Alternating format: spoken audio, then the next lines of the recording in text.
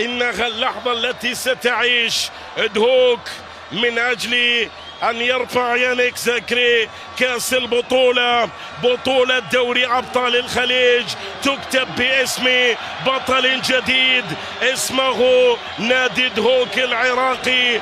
دهوك يحتضن الذهب، دهوك يعانق المجد. ارفع كأس البطولة واجعلها لحظة تاريخية، واجعلها صورة تعيش بين أسوار المدينة، بين أسوار النادي. مشاهدينا الكرام، متابعينا في كل مكان عبر قنوات الكاس الرياضية، إلى هنا نصل إلى لحظة الختام وإلى محطة الختام.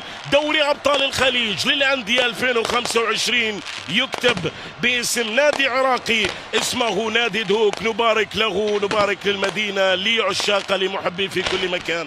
مشاهدينا الكرام، أتمنى أن تكونوا قد استمتعتم، وأتمنى أن نكون قد وفقت في الوصف والتعليق، على أمل أن يتجدد اللقاء بحضراتكم في مواعيد ولقاءات قادمة.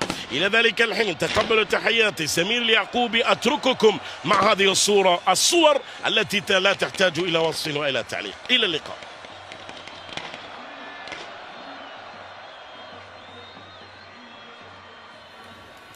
إذن كان هذا هو تتويج فريق دهوك بطلا لأبطال الخليج، وكذلك تتويج أفضل حارس في البطولة حارس القادسية خالد الرشيدي، وأفضل لاعب في البطولة لاعب دهوك هارون أحمد.